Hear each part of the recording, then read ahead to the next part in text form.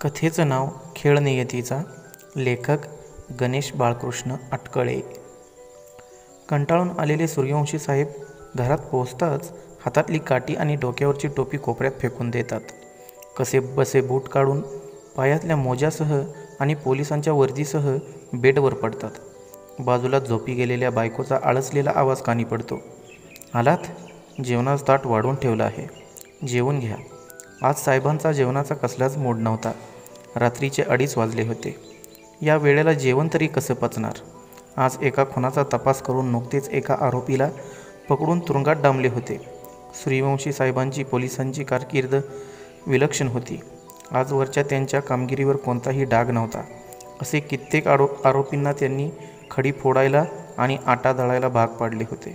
अशा कौतुकास्पद कामगिरीमुळे त्यांना नेहमीच बढत्यांवर बढत्या मिळत असत. वेळोवेळी प्रमोशन होत गेले. त्यांच्याकडून इतर पोलीस कर्मचाऱ्यांना नेहमीच प्रेरणा मिळत असते. साहेबांचे लग्न होऊन 8-9 वर्षे झाली होती, परंतु अजून घरात पाळणा हलला नव्हता. सकाळी साहेब झोपेतून उठताच बायकोची नेहमीच किटकिट सुरू झाली. आज सुट्टी काढा, लोणावळ्याला एका प्रसिद्ध डॉक्टरकडे जाऊन येऊया, त्यांच्याकडे तपासणी करून येऊयात. गॅसवर चहाचं पातेलं ठेवत मिसेस सूर्यवंशी म्हणाल्या. हो, उद्या जाऊयात.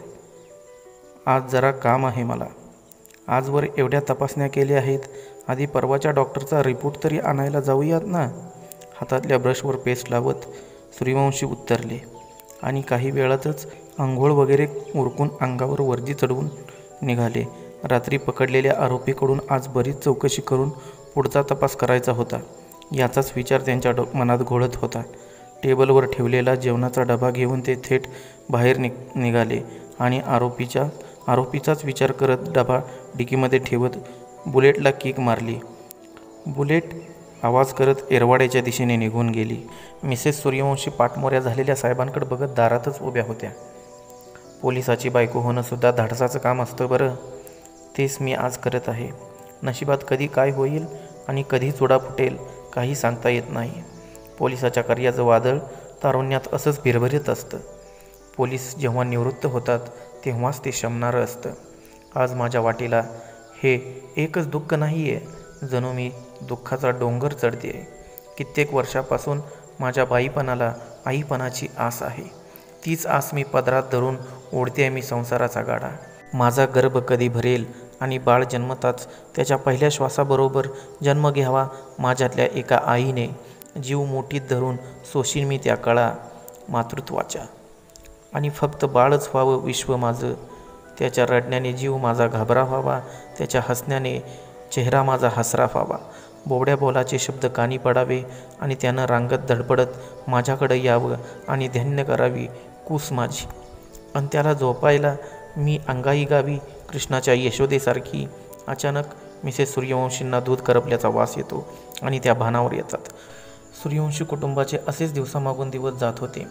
काही दिवसांनी पुण्यात झालेल्या बॉम्बस्फोटामधला एक फरार झालेला अफजल खान नावाचा अतिरेकी पकडण्याची जबाबदारी सूर्यवंशी साहेबांकडे आली होती. त्याच कामाचा ताण आणखी वाढत होता. ते रात्रंदिवस फौज घेऊन संशयित इलाका पिंजून काढत होते. ऑर्डरप्रमाणे अधीमधी मुंबई पोलीसही त्यांच्या मदतीला पुण्यात येत असे. अधीमधी सूर्यवंशी पोलिसांना मुंबईला जावं लागत असत. एके दिवशी मुंबई पोलिसांच्या मदतीने ते मोठ्या चालाखीने अफजल खानला पकडतात. काही दिवसात ऑफिसमधला फोन खणानतो. बातमी असते थेट दिल्लीहून सूर्यवंशी साहेबांना पुरस्कार मिळण्याची. राष्ट्रपतींच्या हस्ते शौर्य पुरस्कार मिळण्याची. शौर्य पुरस्कार हा धाडसी कार्य करणाऱ्या पोलिसांना दिला जातो. अगोदर तो फक्त केवळ मिलिटरीमध्ये दिला जात होता आणि तो खूप कमी पोलीस कर्मचाऱ्यांना मिळतो. साहेबांच्या विलक्षण कामगिरीची दिल्लीनेही दाद घेतली होती. मुंबई पोलिसांच्या मदतीने मोठ्या चालाकीने सूर्यवंशी साहेबांनी अफजल खान नावाच्या अतिरेकीला पकडलेलं होतं. त्यासाठीच हा पुरस्कार मिळाला होता. अफजल खान बऱ्याच बॉम्बस्फोट हल्ल्याचा मुख्य सूत्रधार गणला जात होता. भारतासह अनेक देशांमध्ये त्यांना अनेक बॉम्बस्फोट घडवून आणले होते. आंतरराष्ट्रीय पातळीवर बऱ्याच ATS सारख्या संस्था त्याचा शोध घेत होत्या. असे आणखी एक कठीण आणि महत्त्वाचं काम साहेबांनी करून दाखवलं होतं. अफजलकडून बराच सुगावा लागणार होता. पुढील बॉम्बस्फोटाची माहिती मिळणार होती. हीच बातमी, हीच माहिती काढणे साहेबांचं पुढचं काम होतं. दुसरीकडे लोकांतून, मीडियातून साहेबांवर कौतुकांचा वर्षाव चालू होता. दृश्य दुसरे. आज नेहमीपेक्षा रघु कामावरून लवकर आला. सध्या तो करकमच्या पाटलाच्या माळ्यात मजुरीने काम करत होता. बायको गेल्यापासून नेहमीच त्याचा चेहरा दुःखी दिसायचा. काही महिन्यापूर्वी रघुची पत्नी आपल्या 4 वर्षाच्या मुलाला आणि रघुला सोडून गेली होती. तिला कॅन्सरने ग्रासले होते. तिच्या आजारपणामुळे रघुला खूप कर्ज झाले होते. तिच्या जाण्याने रघु एकटा पडला होता. सकाळचा स्वयंपाक, भांडी धुणं, घरातली इतर कामं रघुलाच करावी लागत असत. काम आटपून तो आपल्या 4 वर्षाच्या मुलाला आपल्याबरोबरच कामावर घेऊन जात असत. मुलाला झाडाच्या सावलीखाली खेळायला सोडून तो काम करत असत. तो गावातल्या लोकांच्या शेतात मजुरीने काम करत असत. आज ही मुलाने आईची आठवण काढली की दोघांचाही ऊर दाटून येतो, डोळे भरून येतात. आज कामावर जाताना पुन्हा रघुला मुलाने बोबड्या आवाजात एक प्रश्न विचारला. बाबा, मी शाळेत कधी जाणार? होय बाळ, तू पण शाळेत जाणार. रघुने केवळ समजूत काढण्यासाठी उत्तर दिलं. कधी जाणार? मुलाने पुन्हा विचारलं. चल लवकर, ऊन पडायच्या आत आपल्याला कामावर पोचलं पाहिजे. मुलाच्या प्रश्नाला उत्तर देणं रघुनं टाळलं. अशा प्रकारे रघु नेहमीच त्याची समजूत काढण्याचा प्रयत्न करत असत. मुलाला आईच्या आठवणीपासून दूर नेण्याचा प्रयत्न करत असत. आपली आई देवाघरी गेली आहे म्हणजे नेमकं कुठं गेली आहे? देवाचं घर कुठं आहे? मुलगा याचा सारखा विचार करत आणि प्रश्न विचारत. रघुने दिलेल्या उत्तरात मुलाकडे आणखी पुढचे प्रश्न उभे राहत असत. त्यातच त्याचा कंठ दाटून यायचा. त्याची भिरभिरणारी नजर आईची कूस शोधत राहायची मायेचा पदर, शोधत राहायची केसावरून फिरणारा प्रेमळ हात, शोधत राहायची आईच्या मायेची सावली. नाही दिसली आई की करून द्यायचा तो अश्रूंना मोकळी वाट. रघुपुढं आता काही दिवसात आपल्या मुलाच्या शाळेची चिंता वाढणार होती. कामावर पोचतात रखमाने रघुला विचारलं. आज लई चित्तागती दिसतायसा. रखमा पण रघुसारखी शेतात मजुरीने कामाला येत असत. हातात हिरव्या बांगड्या, कपाळावर रुपा एवढं कुंकू, कासोटा घातलेली एक खंबीर स्त्री. काही नाही, पोराला शाळेत टाकलं पाहिजे. त्याला शिकवायची लई इच्छा आहे माझ्या मनात. आणि त्यो बी आता शाळा करून राहिलाय नवं. मग टाका की शाळेत. रखमा जरा मोठ्या आवाजात बोलली. तसं नाही, गावातली शाळा कधी भरती तर कधी भरत पण नाही. आणि कधी भरली तर कधी मास्तर नसतो, नाहीतर शाळेत पोरं नसते ती. निम्या गावातली पोरं तालुक्याला शाळेत जाते ती, ते बी एसटीनं. मग महिन्याला एसटीचं पैसे भरायचं आणि शाळेचं बी पैसे भरायचं. परत पाठ्यपुस्तका ह्याचा बी खर्च आलाच की. आणि एवढ्या मजुरीत काय होतंय सा? नवीन काहीतरी कामधंदा बघितला पाहिजे. तेव्हा मी तालुक्याच्या शाळेत टाकायचा विचार करतो या. होय बाबा. रघु, बायको गेल्यापासून लई अवघड झालं या तुम्हा बाप लेकांचं. तुला किती जणांनी सांगितलं दुसरं लगीन कर म्हणून, पर नाही, आपलंच खरं. घरी पैका येणं वाढलं, ते बी आईची माया मिळेल, पैका वाढेल. रखमाने हात हलवत रघुला आपला नेहमीचाच सल्ला दिला आणि बांधावर पडलेल्या शेताच्या अवजारांकडे तिचं खोरपं शोधू लागली. रखमा, मला तर सावत्र आईवर विश्वासच नाही वाटला बघ. कधी कधी ती रामाची कैकई पण असू शकते, तर कधी कृष्णाची यशोदा पण असू शकते. हा प्रश्न मला नेहमीच गोंधळात टाकणारा आहे बघ. फक्त आता पोऱ्याच्या शाळेचा प्रश्न तेवढा राहिला या. आबाळाकडं नजर फिरवत तो बारीक स्वरात म्हणाला. असं कर की रे बाबा, मग तू पुण्या मुंबईला का नाही जात? तिकडंच जा, तिकडंच कामधंदा कर की. आणि पोराला बी तिकडंच शाळेत टाक. पोराच्या चांगल्या शिक्षणाची बी सोय होईल आणि 4 पैका आगाऊ पण मिळतील. माझा भाऊ आहे पुण्याला एका कंपनीत, त्याला फोन करून बघूया का? रघुचा चेहरा थोडा खुलून आला. होय होय होय, अगं मग कर की. त्याच्या तोंडून क्षणातच उद्गार बाहेर पडले. मी फोन करून विचारून बघती त्याला.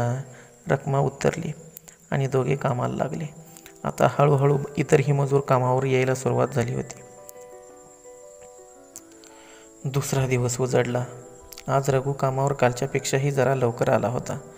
नेहमीप्रमाणे मुलाला झाडाखाली झोपवलं आणि खोऱ्या पाटी घेऊन त्याने माती ओढायला सुरुवात केली. एकामागून एक बाकीचे मजूर येत होते. त्याला बांधावरून रखमा येताना दिसली. रखमा रघुजवळ पोचताच रघुने आशेने प्रश्न केला, तुझ्या भावाला फोन केला होता का ग?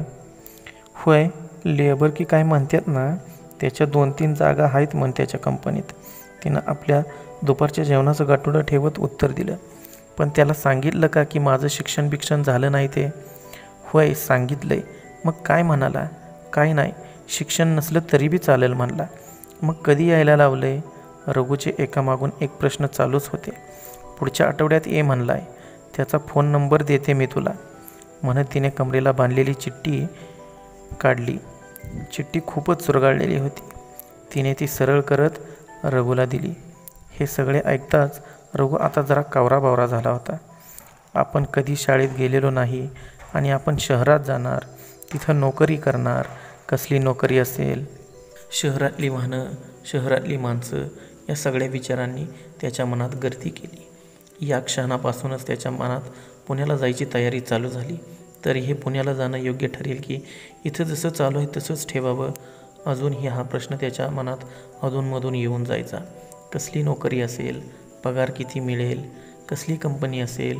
पुण्यात राहायची सोय कशी करावी? त्यासाठी घरभाडं किती असेल?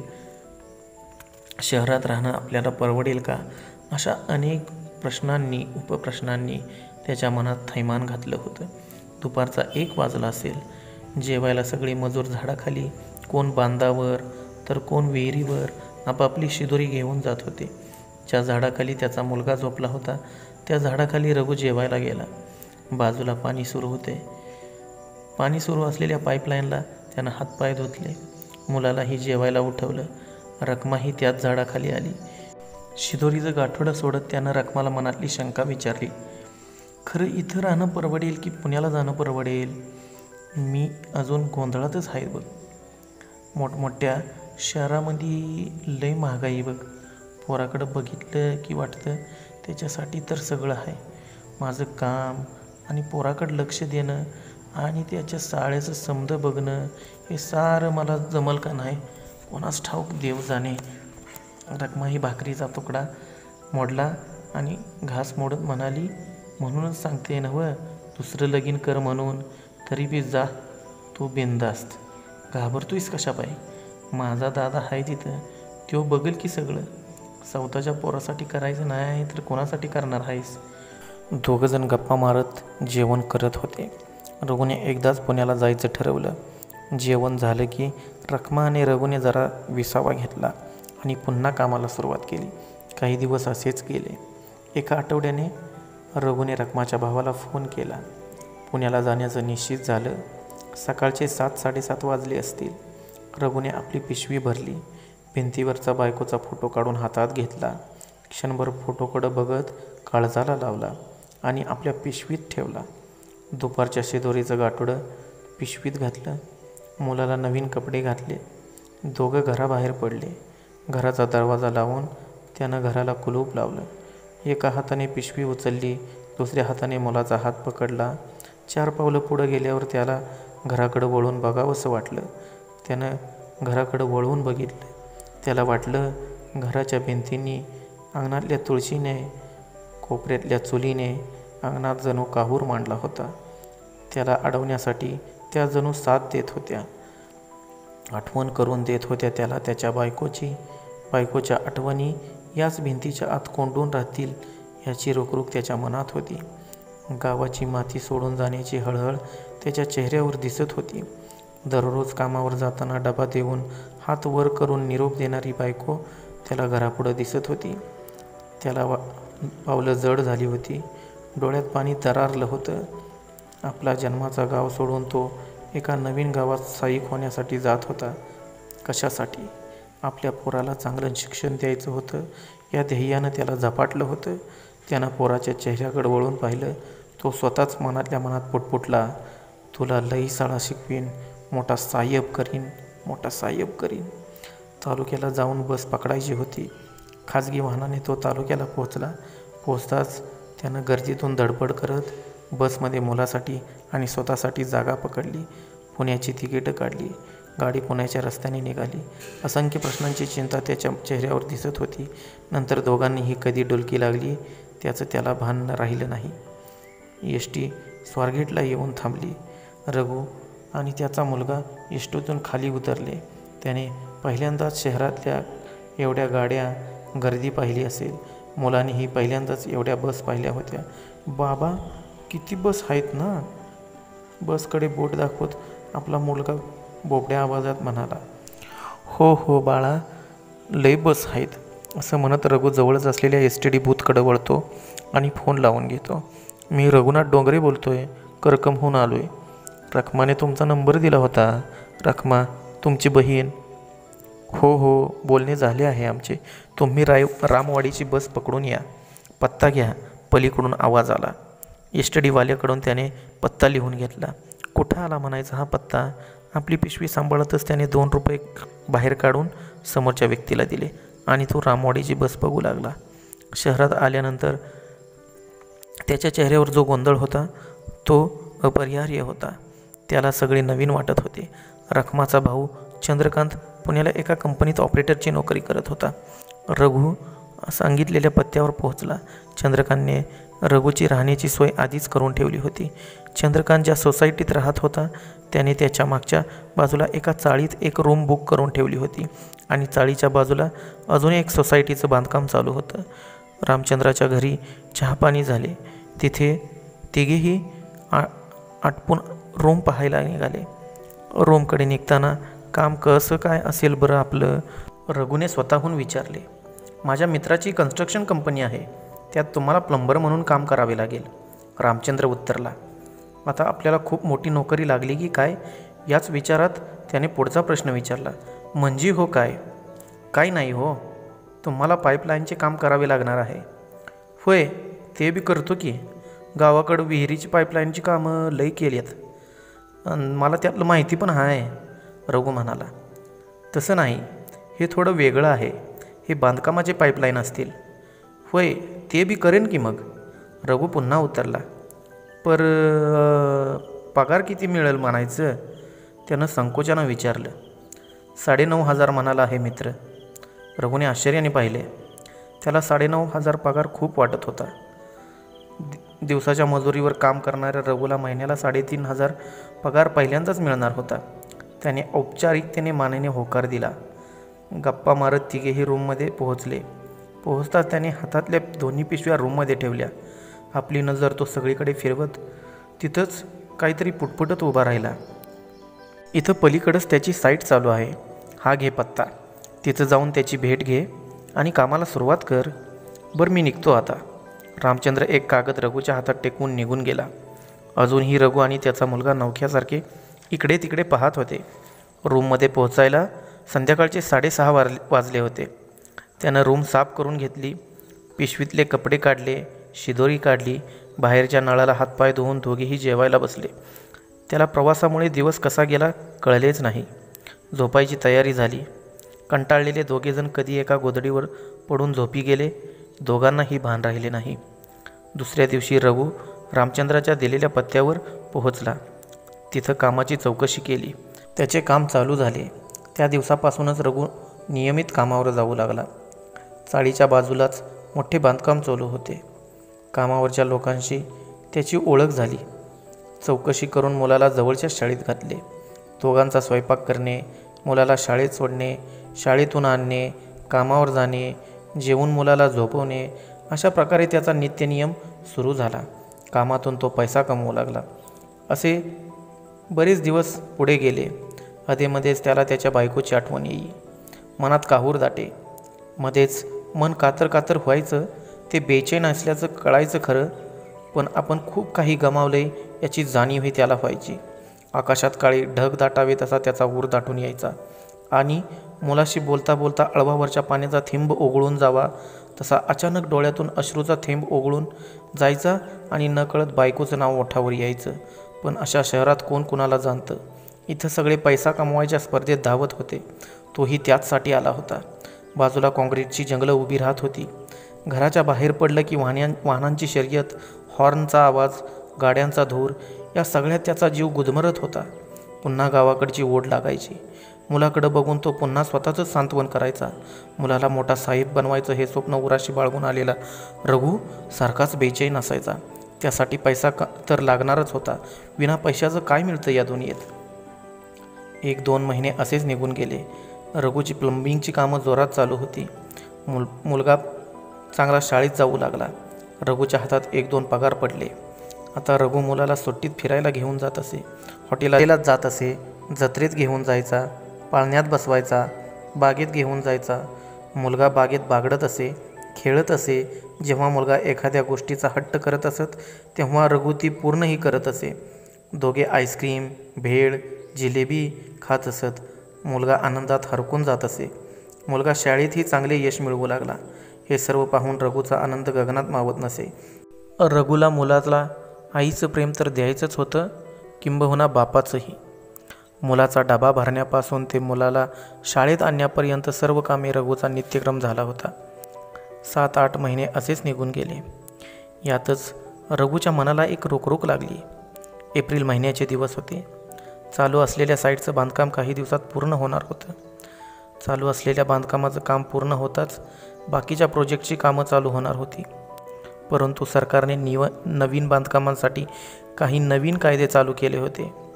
याचमुळे बिल्डरकडचे कायद्यात न बसणारे हातचे सगळे प्रोजेक्ट निसटले होते. काही दिवसातच आपल्या हाताला काम नाही या चिंतेनं रघुला ग्रासलं. काही दिवसात मुलाच्या शाळेचं 1 वर्ष पूर्ण होणार होतं. रघु दुसरं काही काम मिळतं का याचा तो शोध घेऊ लागला. मुलाला दुसऱ्या वर्षाची फी भरून पुन्हा शाळेत धाडायचं होतं. वणवण सुरू झाली. तो कामासाठी फिरू लागला. भर दिवसा डोक्यावर उन्हाचा मारा असायचा. घराचे भाडे, पुण्याची महागाई, मुलाच्या शाळेचे पैसे, अशात पुण्यासारख्या शहराची सोबत रघुची चिंता वाढली होती. तो पुन्हा रखमाचा भाऊ रामचंद्राकडे गेला. तिथूनही तो निराशच होऊन आला. गावातून बाहेर पडताना त्याला जी चिंता होती आज तसेच घडत होते. परंतु इतक्या लवकर आपल्याला असे संकट ओढवेल याची त्याला कल्पना नव्हती. पुण्यात आल्यानंतर काही दिवसातच त्याच्यावर बेरोजगारीचे दिवस आले आणि तो आर्थिक संकटात सापडला. साठवलेल्या पैशातून भाडे वगैरे भागत होते. परंतु त्याला मुलाच्या पुढील शिक्षणासाठी पैसा जमवायचा होता. नोकरीसाठी तो कामावरच्या लोकांबरोबर चौकशी करू लागला. त्याचे 1-2 महिने असेच काम शोधण्यात गेले. तो स्टेशनवर, बस स्टँडवर हमाली करू लागला. कधी स्टेशनवर, कधी बस स्टँडवर हमाली करता करता त्याची एका साहेबांशी ओळख झाली आणि एका हॉटेलमध्ये त्याला वेटरचं काम मिळालं. हॉटेल भलं मोठं होतं. त्यात लॉजिंगही होतं. हॉटेल भलं अगदी 5 स्टार. बाजूलाच मोठ्या बहुराष्ट्रीय कंपन्या होत्या. कंपन्यांमध्ये कामानिमित्त आलेली सुटाबुटातली लोक हॉटेलमध्ये मुक्कामासाठी असत. रघु पुन्हा पूर्वस्थितीवर आला. तो पुन्हा पैसा कमवू लागला. हाताला नवीन काम, नवीन मालक, नवीन कामगार मित्र, सगळं मस्त चालू झालं. रघु घरी जाताना हॉटेलमधलं मुलासाठी काहीतरी खाऊ घेऊन जात असत. मुलगा आनंदाने हरकून खात असत. हॉटेलमध्ये त्याला नवीन पदार्थ माहिती झाले. तो ते शिकू लागला. ग्राहकांना चांगली सर्व्हिस देऊ लागला. टिपच्या रूपात तो एक्स्ट्रा पैसे कमवू लागला. त्याला कधी दिवसपाळी तर कधी रात्रपाळीत काम करावं लागत असत. त्यामुळे तो मुलालाही कामावर घेऊन जात असत आणि आज तो नेहमीप्रमाणे मुलाला घेऊन आला होता. रात्रीचे 11:30-12 वाजले असतील. कंटाळून आलेले सूर्यवंशी साहेब आपल्या घरी रात्रीचे जेवण करत होते. अचानक घरातला फोन खणाणतो. मिसेस सूर्यवंशी फोन उचलतात. हो, ते जेवत आहेत. एवढंच बोलून साहेबांना फोन घ्यायला सांगतात. काहीतरी अर्जंट आहे म्हणे. हातातला घास ठेवून साहेब फोन घेतात आणि काय मी आलोच. हो निघतोच आहे. घाईत शर्ट अडकवत ते गाडीची चावी घेऊन ते बाहेर पडतात. घरातून आवाज येतो, अहो जेवता जेवता कुठं चाललात या वेळेला? आलोच मी म्हणत साहेब बुलेटची किक मारतात. गाडी पाषाणहून थेट येरवाड्याच्या दिशेने धाव घेते. अंधारात दिशेनाशा झालेल्या गाडीकडं मिसेस सूर्यवंशी बघतच दारात उभ्या राहतात. अफजल रामवाडीकडं फरार झाल्याची बातमी कळताच साहेब गाडी रामवाडीच्या दिशेने घेतात. रामवाडीत एका हॉटेल शेजारी पोलिसांची फौज अफजलला पकडण्याचा प्लान करत असते. अफजल तिथल्याच एका हॉटेलमध्ये लपल्याची आणि त्यानं एका मजल्याचा ताबा घेतल्याची बातमी होती. त्यानं स्वतःबरोबर पोलीस स्टेशनमधल्या काही बंदुकाही आणल्या होत्या. हॉटेल चांगलं 9 मजली होतं. हॉटेलमध्ये 1-2 कर्मचारी अडकले होते. बाकी सर्व हॉटेलचे ग्राहक बाहेर काढण्यात यश आलं होतं. साहेब गाडी उभी करून आपल्या सहकारी मित्रांशी अफजल कोणत्या दिशेने गेला आहे याची विचारपूस करत होते. चिडलेल्या परिस्थितीत साहेब त्यांना जाम खडसावतात. मोठ्या मेहनतीने पकडलेला अफजल सुटलाच कसा? जर अफजल निसटला तर हे प्रशासनाचे किती मोठे नुकसान असेल याची कल्पना साहेबांना होती. अफजल हॉटेलच्या 7व्या किंवा 8व्या मजल्यावर होता याचा पोलिसांना अंदाज होता. तिथंच हॉटेलचे किचन होते, कारण पोलिसांनी खालचे 5-6 मजले चांगले पिंजून काढले होते. लिफ्ट बंद केल्या होत्या. हॉटेलला 2 जिने होते, 4 लिफ्ट होत्या. पोलीस बराच वेळ अफजलला पकडण्याचा प्लान आखत होते. खालून अफजलला स्पीकरने आवाज देत होते. बराच वेळ असाच निघून जातो. अफजलकडून काही प्रतिक्रिया मिळत नाही. शेवटी सूर्यवंशी साहेब एक अखेरचा प्लान आखतात. पोलीस कर्मचाऱ्यांना समजावून सांगतात 1-2 पोलीस बंदुकांसह एका जिन्याने जातील आणि त्यांच्याकडे एक मोबाईल असेल.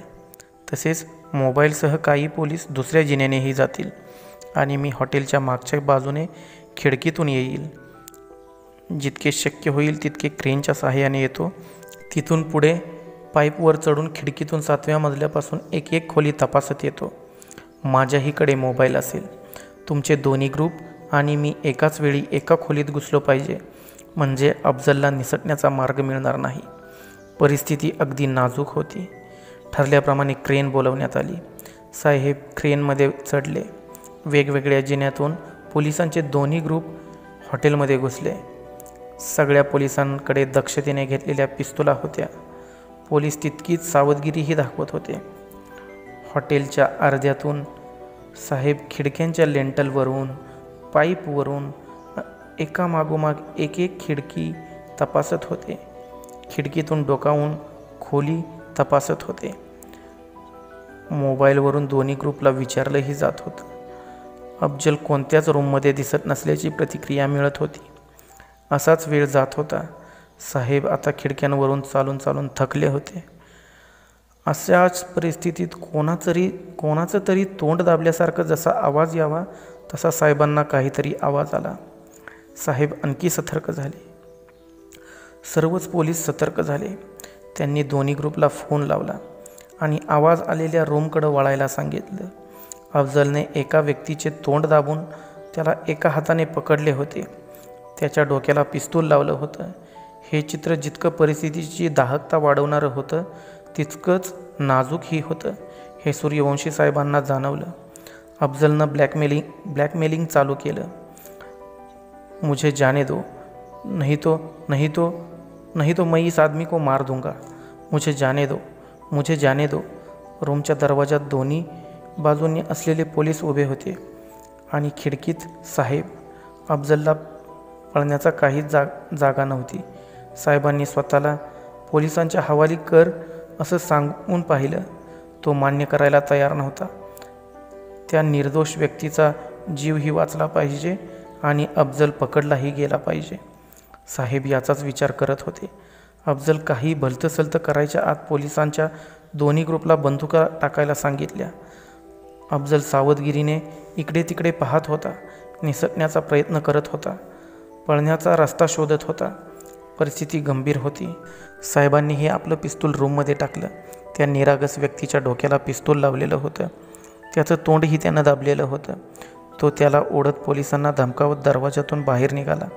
तो दरवाजातून बाहेर पडताच साहेब खिडकीतून उडी मारून रूममध्ये शिरले.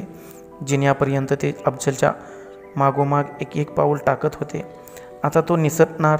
तेवढ्यात साहेब आपल्या पायाच्या मोज्यामध्ये असणारं छुपं पिस्तूल काढतात आणि अफजलवर गोळी झाडतात. त्या झटपटीत अफजल त्याचा आधार बनलेल्या हातातल्या व्यक्तीला समोर करतो आणि साहेबांची गोळी अफजलऐवजी त्या व्यक्तीच्या छातीला भेदून जाते. तो व्यक्ती जिन्यातील पायऱ्यांवर कोसळतो. अफजल तिथून पळ काढण्याचा प्रयत्न करतो खरा, पण जिन्यात वळणातच पोलिसांची भली मोठी फौज त्याला पकडण्याच्या तयारीत होती. पुन्हा पोलिसांना स्वाधीन होण्याशिवाय अफजलसमोर दुसरा कोणताच पर्याय उरलेला नव्हता. साहेब मात्र हताश होऊन त्याच जागी बसलेले होते. आजूबाजूच्या खोलीतून गोळीबाराच्या आवाजाने घाबरून उठलेला 4-5 वर्षाचा मुलगा हॉटेलच्या पॅसेजमध्ये येतो. बाहेर त्याला नेहमीपेक्षा वेगळीच माणसं दिसत होती. तो अचानक रडायला सुरुवात करतो. क्षणभराच्या नीरव शांततेने सगळ्या हॉटेलमध्ये त्याच्याच रडण्याचा आवाज घुमत होता. त्याला समोर एक प्रेत दिसत होतं. ते प्रेत रघूचं होतं. आपला बाप रक्ताच्या थरोळ्यात पडला आहे, काही हालचालही करत नाही. हे सुन्न करणारं चित्र पाहून साहेब विचार करतात, काशीला जाऊन हे न फिटणारं पाप आपल्या हातून घडलं. आपल्या पुढं रक्ताचा सडा, त्यात पोहणारं रघूचं प्रेत, त्यावर बसून टाहू फोडणारा त्याचा मुलगा आणि आपल्याकडून झालेला हा भयानक अपराध, याच प्रायश्चित्ताच्या सागरात साहेब पुरते बुडून गेले होते. त्यांच्या डोळ्यात पाणी तरारलं होतं. त्यांना वाटत होतं समोरच्या मुलाचे अश्रू घ्यावे आणि आपल्या डोळ्यावर सजवावे. माझ्याकडून माफ न होण्याजोगा अपराध झाला आणि त्याचा भोग या तान्या बाळाला मिळाला. माझ्या बंदुकीतून निघणाऱ्या गोळीने तो अनाथ झाला. माझे अश्रू आता मी कुठं लपवू आणि कसे थांबवू त्या बाळाचे अश्रू, हेच प्रश्न त्यांचे मन त्यांना विचारत होते. तो बाळ आपल्या बापाला हलवून उठवत होता. आपला बाप काही उठत नाही याची जाणीव झाली आणि हे ओळखताच तो आणखी मोठ्याने रडू लागला. साहेबांच्या डोळ्यातून हे अश्रू ओघळू लागले. जड पावलांनी ते मुलापर्यंत गेले. त्यांनी मुलाला उचलून घेतलं. उठवा माझ्या बाबाला, उठवा त्यांना, असं म्हणत तो मुलगा हाताने साहेबांच्या छातीवर मारत होता. या मुलाच्या प्रश्नांना काय उत्तरावे, काय सांगावं त्याला, विचार करत साहेब त्याला घेऊन तिथून निघून जातात. दुसऱ्या दिवशी सकाळी साहेबांच्या घरी नीरव शांतता पसरली होती. आज राष्ट्रपतींच्या हस्ते साहेबांना पुरस्कार मिळणार होता. पोलीस ग्राउंडला कार्यक्रमाची जय्यत तयारीही झाली होती. हातात झालेले सूर्यवंशी साहेब हाताची घडी घालून आपल्या घराच्या एका कोपऱ्यात उभे होते आणि मिसेस सूर्यवंशी एका कोपऱ्यात उभ्या होत्या. रघूचा मुलगा कट्ट्यावर बसून रडत बसला होता. अशा दुःखामुळे साहेबांनी स्वतःला मिळणारा पुरस्कार नाकारला होता. आज ते पुरस्कार सोहळ्याला गैरहजर राहिले होते. ज्या हाताने एका मुलाला अनाथ केलं, त्याच हातानं पुरस्कार कसा घ्यावा याची खंत त्यांना सारखी वाटत होती. आजपर्यंत त्यांना नोकरी करताना इतके अपराधी कधीच वाटले नव्हते, तितके आज वाटत होते. एका निष्पाप व्यक्तीचा बळी गेला, या पापाचे काय प्रायश्चित्त करावे याचा विचार ते करत होते. ते सारखे बेचैन दिसत होते, दुःखी दिसत होते. साहेब मुलाजवळ गेले. माझ्या हातून पाप घडलंय बाळा, तुझ्या बापाला माझ्या हातून देवाघरी पाठवावं लागलं. मला माफ कर, मला माफ कर बाळा, मला माफ कर. भरल्या डोळ्यांनी साहेब त्याच्यासमोर हात जोडत होते. मलाही तुम्ही देवाघरी पाठवा ना. साहेबांनी त्याच्या तोंडावर हात ठेवला आणि आपल्या डोळ्यात दाटलेल्या अश्रूंना मोकळी वाट करून दिली. साहेब मुलाच्या पाठीवरून हात फिरवत होते. त्याला विचारत होते, तुझं नाव काय बाळा, तुझं नाव काय रे बाळा? शौर्य. तो रडत रडत उत्तरला. काय शौर्य? त्यानं होकारार्थी मान डोलावली आणि साहेबांच्या डोळ्यातून अश्रू ओघळून गेले. शौर्य, शौर्य, आजपासून हेच तुझं घर आणि आम्ही तुझे आई बाबा. मी तुला खूप खूप शाळा शिकवीन, मोठा साहेब करीन. साहेबांमध्ये तो आपल्या बाबांना शोधू लागला आणि साहेबांच्या गळ्यात पडून आणखी रडू लागला.